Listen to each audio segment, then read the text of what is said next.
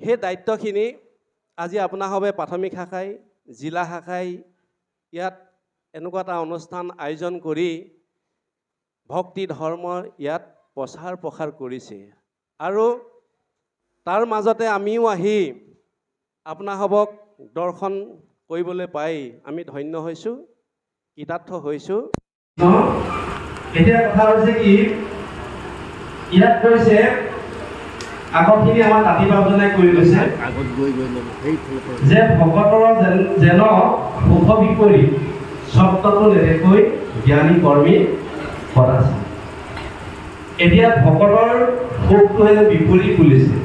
এতিয়া কি বিপৰীত আমি যদি বিশ্লেষণ কৰিবলৈ যাওঁ, কাৰণ ভকতজনে পালেও সুখত থাকে, নেপালেও সুখত থাকে।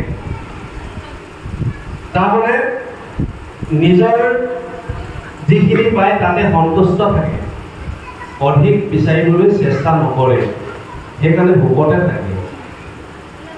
এতিয়া ভকত যদি আমি বিশ্লেষণ কৰোঁ, কৃষ্ণ হৈছে একান্ত ভকত উদ্ধৱ,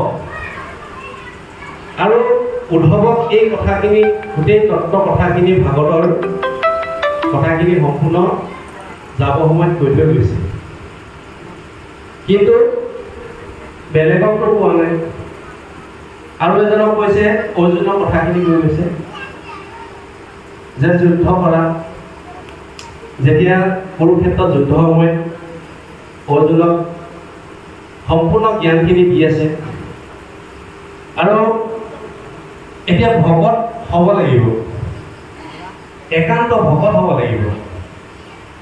তাৰমানে কৃষ্ণৰ বা আমি যিজনৰ মানুহক বিশ্বাস কৰোঁ, সুদৃঢ় বিশ্বাস, এই বিশ্বাসৰ ওপৰত থাকিলেহে আমাৰ, যেনেকৈ আমি আমাৰ তাঁতী বাবকে ইমান বিশ্বাস কৰোঁ, গোটেই ঘৰ সংসাৰ তেওঁক চন্দ্ৰভাৱে তেওঁ ক'বলৈ গ'লে নিশ্চয় বিশ্বাস আছে।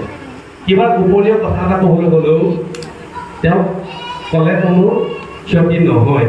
এই যিটো বিশ্বাস, ঠিক উদ্ধৱৰ লগত যিটো কৃষ্ণৰ যিটো বিশ্বাস, তাৰমানে ভক্তিৰ পদে পদে কৰি যোৱা কাৰণে পিছত কথাখিনি মানে ক'বগৈ যে একেলগতে আহাৰ খাইছিলোঁ, তোমাৰ এৰি থৈ যোৱা আহাৰ মই উচ্ছিষ্ট আহাৰ ভোজন কৰিছিলোঁ, একেখন কাপোৰ একেখন বস্ত্ৰ তোমাৰ পিন্ধিছিলোঁ। গতিকে কিমান মহামিত্ৰ আছিল, সেইকাৰণে এই কথাখিনি তেওঁ কৈ গৈছিল। সেইকাৰণে আমি ভকত হ'ব লাগিব।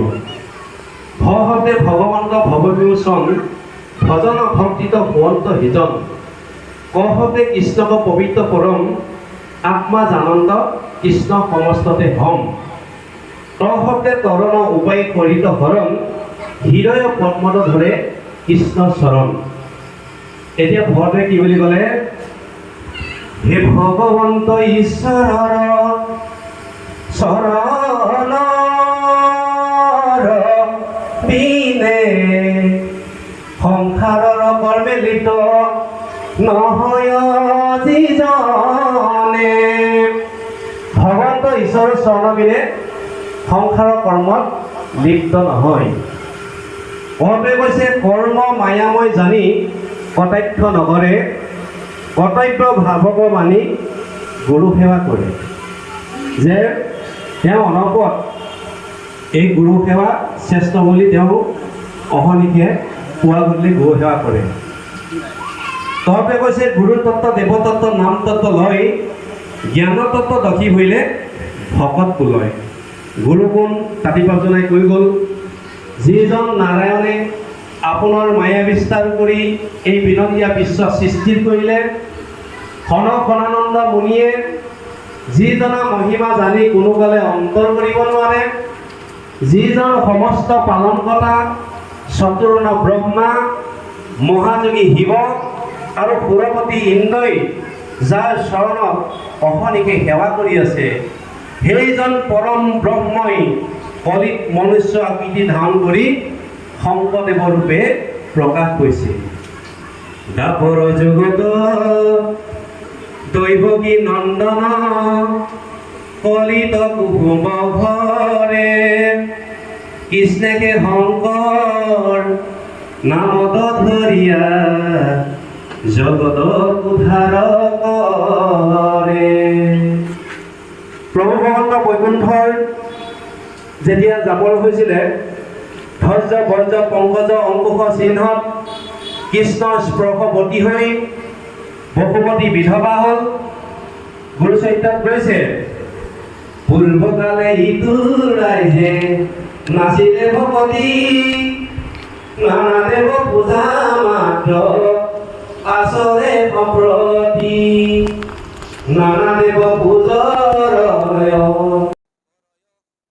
বলিদান শংখ মহিষ কাটে অসংখ্য প্ৰমাণ লোকতল গৈলে কলি পাপৰ সাগৰ কৃপাময় কৃষ্ণে চিন্তা কৰি বৈকুণ্ঠত ইটো লোক কৰি তেখক